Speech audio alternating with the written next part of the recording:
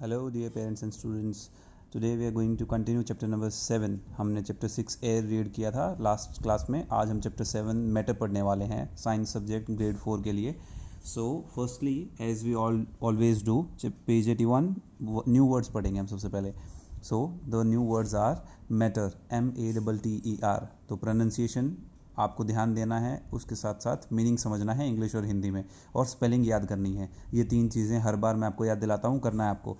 MATTER matter. Matter का मतलब शाब्दिक अर्थ इसका पदार्थ होता है, लेकिन आपको ये समझना है साइंस के हिसाब से. तो साइंस के हिसाब से इसकी आगे डेफिनेशन भी मिलेगी जो आपको यहाँ लिखी हुई है. Any substance that has mass and occupy space. कोई भी चीज़ जो वज़न है जिसके अंदर और जगह घेरती है वो मैटर कहलाती है. तो सब कुछ मैटर है. आप भी मैटर हैं, ये किताब मैटर है, ये पेंसिल मैटर है. जिस भी चीज़ में वज़न है और जो जगह घेरती है उसे मैटर कह सकते हैं. वो वज़न कम या ज़्यादा कितना भी हो, लेकिन उसके अंदर वज़न है, और चाहे थोड़ी या ज़्यादा कितनी भी जगह घेरे तो वो मैटर कहलाता है. Second is molecules. मॉलिक्यूल्स एक साइंस टर्म है, इसका भी हिंदी में आपको एक शब्द रटने की ज़रूरत नहीं है. मॉलिक्यूल्स क्या होते हैं वो समझने की ज़रूरत है.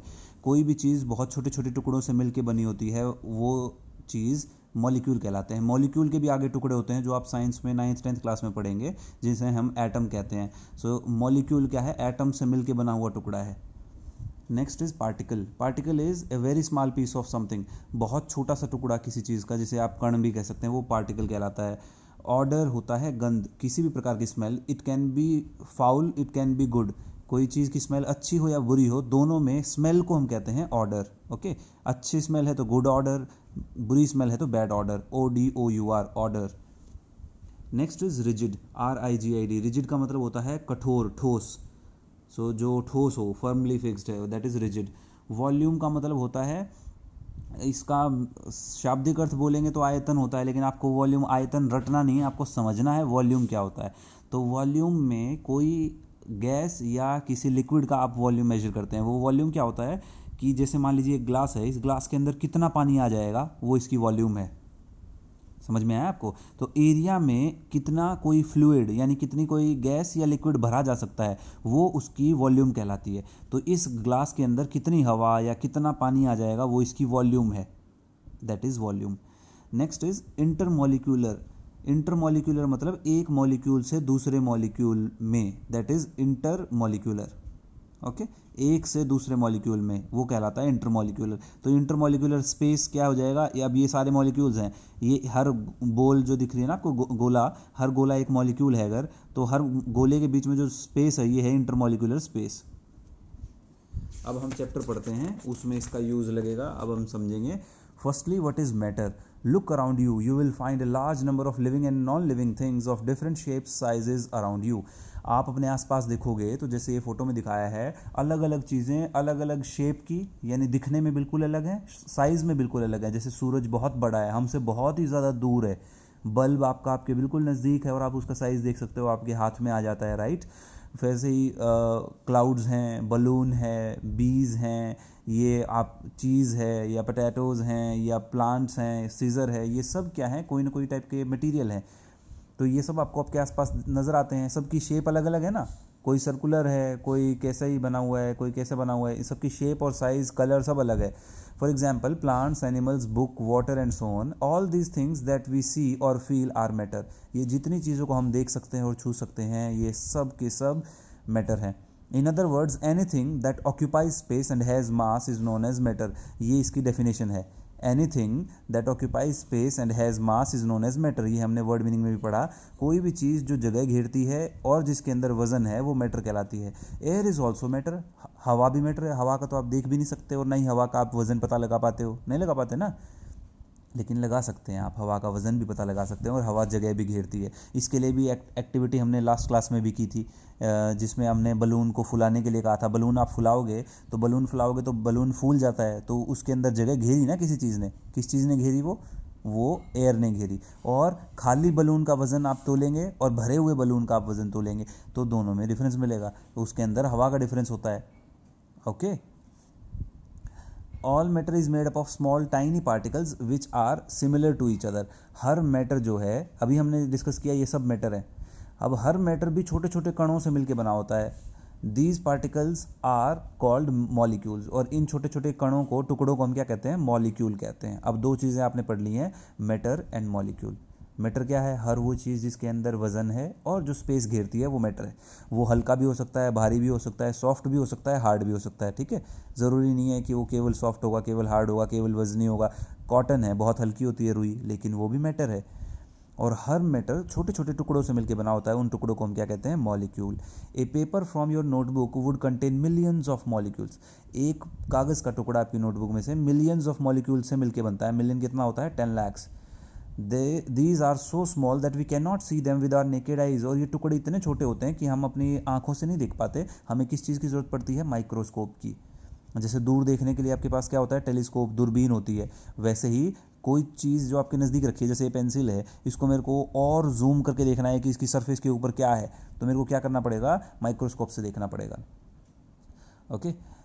There are also some empty spaces between the molecules of the matter. These empty spaces are known as intermolecular space, जो हमने अभी वर्ड मीनिंग में भी पढ़ा था। जो मॉलिक्यूल्स एक दूसरे से जुड़े होते हैं, जो आपको यहाँ भी दिखाया है अगले पेज पे, ये मॉलिक्यूल्स हैं। अगर हर मॉलिक्यूल एक अगर बॉल है, तो ये देखो हर बॉल के बीच में यहाँ स्पेस है ना। अब देखो, जैसे मैं इसको शेड कर देता हूँ, तो ये वाला स्पेस, ये क्या कहलाता है? Intermolecular space. Thus, a matter is made up of tiny particles called molecules.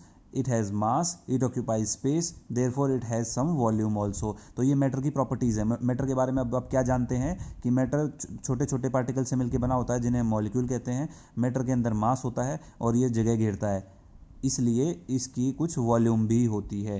तो प्रैक्टिस जोन 1 का क्वेश्चन है, डिफाइन इंटरमॉलिक्यूलर स्पेस। तो इंटरमॉलिक्यूलर स्पेस हम डिफाइन कर सकते हैं, empty spaces between the molecules of a matter is called intermolecular space. Mention different properties of matter. Properties of matter क्या है? ये यहाँ जो लिखी हुई है, ये तीनों आपको ये हम अलग से लिख के भी भेज देंगे इसका आंसर। ये आपको आज के होमवर्क में लिखनी भी है और याद भी करनी है आपकी फेयर नोटबुक में। Next is states of matter. States क्या है? अवस्थाएं। किस किस अवस्था में पाया जाता है? आप मैटर, अभी हमने कहा सारी चीज़ें जो आपको दिख रही हैं वो मैटर हैं। तो सारी चीज़ों में पानी भी आता है, हवा भी आती है, बुक भी आती है, पेंसिल भी आती है, लेकिन क्या ये सब एक जैसी हैं? नहीं है, इनकी अवस्था अलग अलग है, स्टेट। तो उसके आधार पर हमने इनको 3 टाइप्स में बांटा है। Which are the 3 states? Solid, liquid and gas.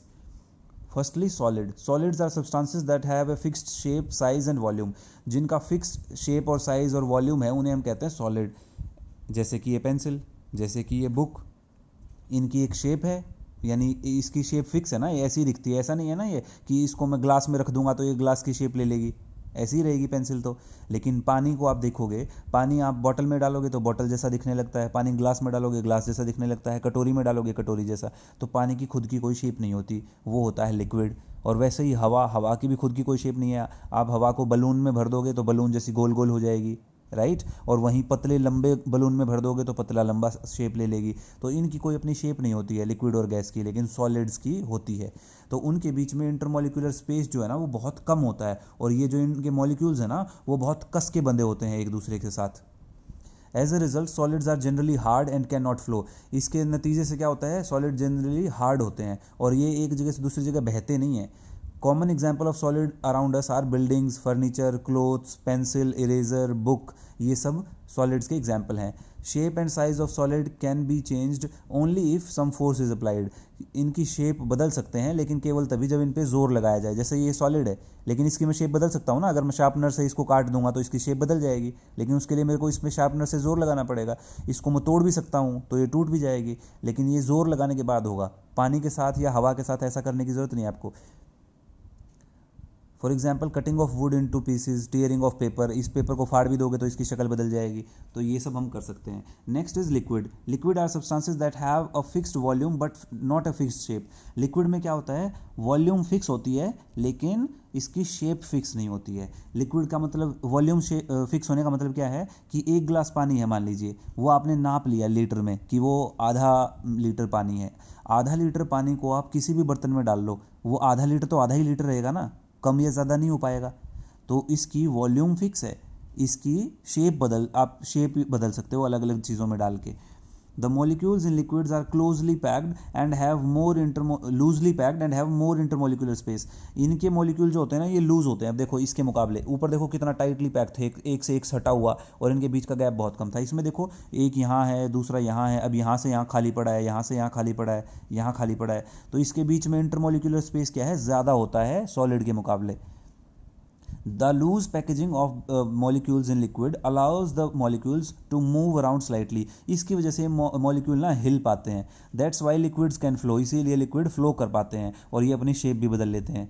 Some examples of liquids are, आपने जो लिक्विड देखा है, तरल जो चीज़ बह सकती है वो क्या है, दूध, पानी, इसके अलावा ऑयल जो आप हेयर ऑयल लगाते हो, या पेट्रोल, डीजल, केरोसिन वो ऑयल, या कुकिंग ऑयल, सरसों का तेल, ये सब चीज़ें लिक्विड हैं, ये बह जाती हैं, है ना.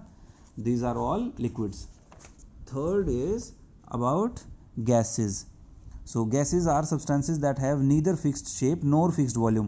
गैस के अंदर ना ही तो फिक्स शेप होती है और ना ही फिक्स वॉल्यूम होता है. तो इनके मॉलिक्यूल भी एक दूसरे से बहुत दूर दूर पड़े होते हैं. They have the maximum amount of intermolecular space between them. The molecules in gases can spread out freely, occupy any open space. और जितने बड़ी जगह में डालोगे उतनी जगह घेर लेते हैं ये. That's why gases can easily spread around everywhere. Some examples of gases are, gases के कुछ example क्या हैं, carbon dioxide, oxygen, nitrogen, water vapours, बहुत सारी होती हैं. तो ये सब गैसेस के एग्जाम्पल हैं. इसके बाद आपने जो प्रॉपर्टीज़ पढ़ी ना उनको हमने टेबल फॉर्म में लिखा हुआ है इधर पेज नंबर 85 पे. सॉलिड की प्रॉपर्टीज़ क्या है, इसके मॉलिक्यूल टाइटली पैक होते हैं, हमने देखा. लिक्विड के थोड़े से ढीले होते हैं, गैस के सबसे ढीले और दूर दूर होते हैं. सॉलिड के अंदर इंटरमोलिकुलर स्पेस कम होता है, लिक्विड के अंदर थोड़ा सा ज़्यादा, और गैस के अंदर सबसे ज़्यादा होता है इन तीनों के कंपैरिजन में. सॉलिड जो है उनकी शेप फिक्स होती है, उनकी वॉल्यूम भी फिक्स होती है. लिक्विड के अंदर शेप फिक्स नहीं होती लेकिन वॉल्यूम फिक्स होती है. गैस के अंदर ना ही शेप फिक्स होती ना ही वॉल्यूम फिक्स होती. सो ये इसके बाद solids can not flow. Solid बह नहीं सकते, लिक्विड बह सकते हैं, गैस भी बह सकती है. Paper, would, ice are some examples of solid. Water, milk and juices are some example of solid. Oxygen, nitrogen and water vapor are some example of gases. तो इन सब के आपने example दे दिए अभी. एक्सेट्रा फैक्ट्स में देखिए, our body is made up of all 3 states of matter. हमारे शरीर में तीनों स्टेट पाई जाती है मैटर की. Organs of the body like stomach, bones, heart, eyes and ears are solid. हमारे जितने बॉडी पार्ट हैं वो सब सॉलिड हैं, जिसमें कान, नाक, आँख सब आ गए आपके. लेकिन हमारे शरीर के अंदर खून भी है, पानी भी है, वो लिक्विड है. और हम जब सांस लेते हैं तो हमारे फेफड़ों में गैस भी भरी होती है. जो हम सांस ले रहे हैं वो गैस है ना, वो लिक्विड नहीं है, वो सॉलिड भी नहीं है, वो गैस है. तो वो हवा हम सांस में अंदर लेते हैं, हवा क्या होती है, गैस होती है. इसके अंदर मल्टीपल गैसेज होती हैं. इसके आधार पे आपको प्रैक्टिस जोन 2 करना है. Draw the molecular arrangements in solid, liquids and gases to show the difference between the 3 states of matter. तीनों स्टेट्स ऑफ मैटर के बीच में डिफरेंस बताने के लिए आपको उनका इंटरमोलिक्यूलर अरेंजमेंट दिखाना है. तो इंटरमोलिक्यूलर अरेंजमेंट कैसे दिखाएंगे, जो हमने शुरू में पढ़ा. ये तो सॉलिड का इंटरमोलिक्यूलर अरेंजमेंट है, एक से दूसरी बॉल जुड़ जुड़ के. ये गैस का है, इसमें थोड़े दूर दूर हैं, और सबसे ज़्यादा दूर किस में है, सॉरी वो लिक्विड का था और ये गैस का है. तो ये आपको इंटरमोलिक्यूलर अरेंजमेंट दिखाना है तीनों का. Table given below has an example of each state of matter. Identify the state of the example and complete the table by writing any 2 properties. Pencil कैसी होती है, सॉलिड होती है, लिक्विड होती है, गैस. ये पेंसिल है, ये ठोस है कि ये तरल है या गैस है, तो ये सॉलिड है. टी, चाय जो है वो लिक्विड होती है, वाटर वेपर गैस होती है. अब इसकी प्रॉपर्टी भी लिखनी है, ये भी हम आपको फोटो में अलग से भेज देंगे, आप इसको लिख लीजिएगा आपकी नोटबुक में. Change in the state of matter. Matter जो है वो एक फॉर्म से दूसरी फॉर्म में बदल भी सकता है. Matter changes its state from one form to another. Have you noticed what happens to ice when we keep it outside for some time. आपके घर में बर्फ़ है मान लीजिए फ्रिज में, अब वो बर्फ़ को आप बाहर निकाल के रख दीजिए फ्रिज से, तो क्या होगा, थोड़ी देर बाद वो बर्फ़ का पानी बन जाएगा, पिघल जाएगी. तो उसकी क्या हो गई, स्टेट चेंज हो गई. पहले सॉलिड थी, अब लिक्विड बन गई. अब उसी पानी को आप गैस पर चढ़ा दीजिए और उसको गर्म करना शुरू करिए, तो धीरे धीरे क्या होगा, उबलना शुरू होगी और उसमें से भाप निकलेगी. उसका मतलब क्या है, अब वो पानी गैस में कन्वर्ट होना शुरू हो जाएगा, क्योंकि वाटर वेपर क्या होती है, गैसियस फॉर्म होती है, गैस होती है वो. तो इस तरीके से आप क्या देख पाते हैं, सॉलिड जब है, आइस जो है वो सॉलिड फॉर्म में है, ये आइस है. ये जब गर्म होती है तो मेल्ट हो जाती है, मेल्ट होकर उसमें से क्या बन जाता है, लिक्विड. इसके मॉलिक्यूल्स देखो यहाँ टाइटली पैक थे, लिक्विड बनते ही इसके मॉलिक्यूल दूर दूर हो जाते हैं. अब इसके बाद लिक्विड के बाद अगर आप इसको उबालोगे, गर्म करोगे, इवेपोरेशन और बॉइलिंग, तो क्या हो जाता है, ये वाटर वेपर बन जाते हैं, वो गैस बन जाती है। इसी गैस को फिर से ठंडा कर दो तो लिक्विड बन जाता है कंडेंसेशन के बाद। और लिक्विड को आप फ्रिज में रख के जमा दो, अभी पानी को हम फ्रिज में रख के बर्फ़ जमाते हैं ना, तो पानी से बर्फ़ बन जाती है, इसको फ्रीजिंग कहते हैं, तो ये सॉलिड में कन्वर्ट हो जाता है। तो इससे हम क्या देख सकते हैं, एक सिंपल एग्जांपल जो हम घर पे एक्सपेरिमेंट कर सकते हैं इससे, कि हम किसी भी मैटर की स्टेट चेंज कर सकते हैं, सॉलिड से लिक्विड, लिक्विड से गैस, गैस से वापस लिक्विड और लिक्विड से सॉलिड भी चेंज कर सकते हैं। तो इसे कहते हैं चेंज ऑफ स्टेट। इसके बेसिस पे प्रैक्टिस ऑन 3 है, give 3 examples where matter changes from solid to liquid. 3 example देने हैं जिसमें सॉलिड से लिक्विड में मैटर चेंज हो जाता है। तो उसका एक एग्जांपल तो आपके सामने यही है, जो आप बर्फ़ जमाई हुई है, बर्फ़ का पानी बन जाता है पिघल के, तो उसमें सॉलिड से लिक्विड में कन्वर्ट हो जाता है। ऐसे ऐसे आपको 2 एग्जाम्पल और लिखने हैं, इसके भी आंसर के हम आपको फ़ोटोज़ भेज देंगे और आप इसको लिख सकते हो। इसका दूसरा एग्जाम्पल क्या हो सकता है, सॉलिड में है, लिक्विड में कन्वर्ट हो जाए, वैक्स को आप गर्म करो, जैसे जैसे वैक्स को गर्म करोगे वो पिघलने लगता है और फिर लिक्विड बन जाता है, राइट। तो इसका भी आपको एग्जाम्पल यहाँ दिया हुआ है, कैंडल वैक्स का। तो ये भी एक ऐसी चीज़ है जो सॉलिड से लिक्विड में कन्वर्ट हो जाती है। तो ऐसे किसी भी और चीज़ को भी अगर आप पिघलाओगे तो वो लिक्विड में कन्वर्ट हो जाती है। ऐसे बहुत सारे मैटर्स आपको मिल जाएंगे। How does temperature change when A gas is changed into liquid state. Temperature बदलना कैसे पड़ता है जब गैस से लिक्विड बनाना पड़े। तो जब गैस से लिक्विड बनाना पड़ेगा तो क्या आपको उसको गर्म करना पड़ेगा या ठंडा करना पड़ेगा। ठंडा करना पड़ेगा, कंडेंसेशन करना पड़ता है उसका, तो उससे में टेम्परेचर क्या होता है, गिर जाता है, ठीक है ना। टेम्परेचर जितना बढ़ता है तो गर्मी बढ़ती है, टेम्परेचर जितना कम होता है तो ठंडी बढ़ती है। तो ठंडा करने के लिए क्या करना पड़ेगा, टेम्परेचर कम करना पड़ेगा। This was your chapter number 7 matter. और आपको आज ये चैप्टर पढ़ा दिया गया है, इसको वीडियो को ध्यान से सुने, बार बार पॉज करके सुने, और इनके आंसर्स भी आज आपको भेज दिए जाएंगे। तो प्रैक्टिस जोन 1, 2 और 3 तीनों आपको आंसर्स लिखने हैं नोटबुक में साफ साफ और याद भी करने हैं। So keep studying, stay safe.